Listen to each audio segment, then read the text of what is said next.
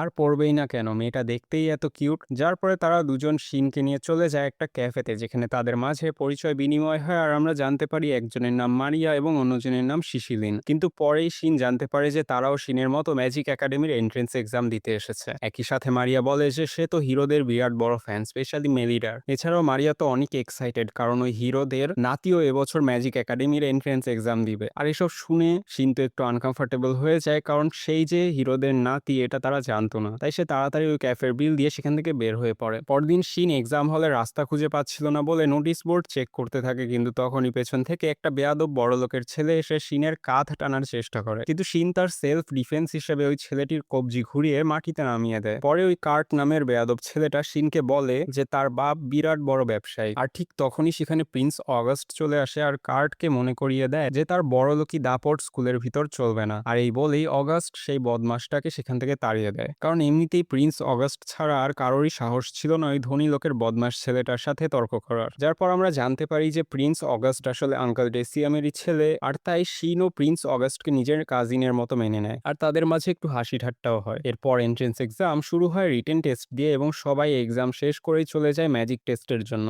শিন প্রথমে তো অনেক আগ্রহের সাথে তাকিয়েছিল, কারণ এই প্রথমবার সে তার বয়সের কাউকে ম্যাজিক করতে দেখবে। কিন্তু তার সব আগ্রহ তো তখন উড়ে যায় যখন সে দেখতে পায় যে প্রথম থেকে লাস্ট পর্যন্ত প্রত্যেকে অনেক বিরাট বিরাট ম্যাজিক স্পেল ইউজ করে অনেক ছোট্ট ছোট্ট অ্যাটাক করছে। এরপর যখন শিনের পালা আসে, ইনস্ট্রাক্টর আগেই বলে দেয় যে তাকে অনেক কম ম্যাজিক ইউজ করতে হবে, কারণ কিং এর অর্ডার আছে। যা শুনে শিন তার সবচেয়ে ছোট্ট ম্যাজিক ইউজ করে, কিন্তু তাও সেখানে একটা হ্যান্ড গ্রেনেডের সমান ধামাকা হয়। আর এটা দেখে তো সবার মুখ একদম সাদা হয়ে যায়। পরবর্তীতে যখন এক্সামের রেজাল্ট পাবলিশ হয় তখন দেখা যায় যে শিন আর অগাস্ট দুজনই পাস হয়ে গিয়েছে। এরপর তারা যখন নিজেদের ইউনিফর্ম কালেক্ট করতে যায়, তারা দেখে যে ইউনিফর্মটা ডিফেন্স ম্যাজিক দিয়ে বানানো। এমনকি টিচারও তাদের আগেই ওয়ার্নিং করে দেয় যে তাদের এক্সট্রা করে কোনো ম্যাজিক ইউনিফর্মে ইউজ করতে হবে না। কিন্তু শিন যখন বলে যে মেলিডা কি পারবে তার ইউনিফর্মে ম্যাজিক ইউজ করতে, তখন টিচার চুপচাপ আপত্তি না জানিয়ে মেনে নেয়। কিন্তু টিচার বলে যে শিন যেহেতু এন্ট্রেন্স এক্সামে ফার্স্ট হয়েছে, তাই তাকে ওয়েলকাম সেরিমনির স্পিচ দিতে হবে। কিন্তু বিষয়টা শিনের পছন্দ হয় না বলে সে স্পিচ দেওয়ার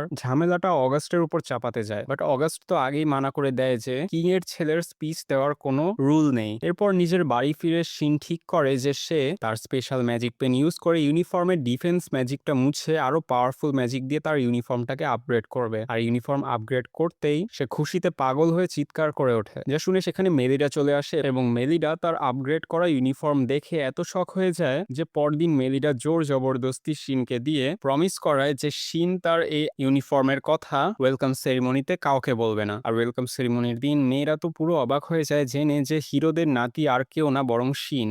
শিন তো পুরো প্রাউড মুডে স্টেজে উঠে স্পিচ দেয়, যা শুনে ওই কার্ট নামের ছেলেটা হিংসায় জ্বলতে থাকে। এরপর তারা সবাই তাদের ফার্স্ট এস র্যাঙ্কের ক্লাস অ্যাটেন্ড করে অ্যান্ড ক্লাস কমপ্লিট হতে শিশিলিন বলে যে একটা ছেলে অনেকদিন ধরে তাকে ডিস্টার্ব করছে, এমনকি ওই ছেলের বাবার আন্ডারে তার বাবা কাজ করে বলে ওই ছেলেটা তাকে হুমকিও দিচ্ছে। শিনের তো এটা ভালো লাগে যে শিশিলিন কিছু না লুকিয়ে সব সত্যি কথা তাকে বলেছে, কিন্তু পরক্ষণে আমরা দেখতে পারি যে ওই ছেলেটা আর কেউ না, সেই বদমাস কার্ট। অ্যান্ড সেই কার্ট সেখানে এসে শিশিলিনকে হ্যারাস করার ট্রাই করে, কিন্তু শিন কার্টের হাত দূরে সরিয়ে দেয়। কার্ট বলে যে তাদের অলরেডি এঙ্গেজমেন্ট হয়ে গিয়েছে, যা শুনে শিন তো প্রথমে সাইড হওয়ার প্ল্যান করে, কিন্তু যখন সে শিশিলিনকে ভয়ে কাঁপতে দেখে সে প্রমিস করে যে সে শিশিলিনকে প্রোটেক্ট করবে। শিশিলিন বলে যে সে কখনোই এই এঙ্গেজমেন্টের জন্য রাজিই ছিল না, তাই তার উপর এখন এই জোর খাটানোর জুলুম বন্ধ করতে হবে। কার্ট তাকে হুমকি দিয়ে বলে যে সে তার বাপকে দিয়ে শিশিলিনের বাপের কাছ থেকে এর বদলা নিবে। কিন্তু তখনই সেখানে প্রিন্স অগাস্ট এসে কার্টকে শোনায় যে স্কুলের ভেতর তার এই ব্যবহার আর শিশিলিনের উপর জোর জবরদস্তি করার কমপ্লেন সে সরাসরি কিংকে জানাবে। যা শুনে কার্ট বাধ্য হয় সেখান থেকে চুপচাপ যাওয়ার জন্য। যার পর শিন ডিসাইড করে যে সে মেয়েদের নিয়ে মেলিডার কাছে যাবে হেল্পের জন্য, যাতে নেক্সট টাইম কার্ট যদি আবারও কিছু করতে আসে তাহলে তারা যেন নিজেদের সেলফ প্রোটেকশনটা নিতে পারে। মারিয়া তো শুনেই রাজি হয়ে যায়, কারণ তার জন্য এটা খুবই ভালো একটা সুযোগ মেলিডার সাথে দেখা করার। অগাস্টও ডিসাইড করে যে সেও যাবে তার দুই গার্ডকে নিয়ে হিরোদের সাথে দেখা করতে। এরপর বাড়ি গিয়েই সে তার দাদু দিদার সাথে তার ফ্রেন্ডসদের পরিচয় করিয়ে দেয় আর তাদেরকে পুরো সিচুয়েশন সম্পর্কে বলে, আর শিশিলিনের ইউনিফর্ম আপগ্রেড করার পারমিশন চায়। কিন্তু মেলিডা শিশিলিনকে বলে যে সেই কি এর দায়ভার নিতে পারবে, কারণ শিন যদি তার ইউনিফর্ম আপগ্রেড করে দেয় তাহলে এটা এতটাই শক্তিশালী হয়ে যাবে যে তার পক্ষে আন্দাজ করাও পসিবল না। শিশিলিনের তো এটা শুনে মন খারাপ হয়ে যায়, তাই সে বলে যে তার উচিত হয়নি শিনের কাইন্ডনেসের মিস ইউজ করে তার কাছ থেকে হেল্প চাওয়া, তাই সে ওখান থেকে চুপচাপ চলে আসতে নেয়। কিন্তু মেলিডা তার এই অনেস্টি দেখে তাকে দাঁড়াতে বলে এবং তার ইউনিফর্ম আপগ্রেড করার জন্য সে রাজি হয়ে যায়। কিন্তু মেলিডা সবাইকে আগেই বলে দেয় যে এই ইউনিফর্ম আপগ্রেড করার কথা যেন বাইরের কেউ জানতে না পারে, কারণ যদি মিলিটারি লোকেরা এটা সম্পর্কে জানতে পারে তাহলে সমস্যা হতে পারে। এরপর শিন সবার ইউনিফর্ম আপগ্রেড করে দেয়, শুধু মারিয়ারটা ছাড়া, কারণ এইসব ইউনিফর্ম টেক কেয়ারের ঝামেলা সে নিতে চায় না।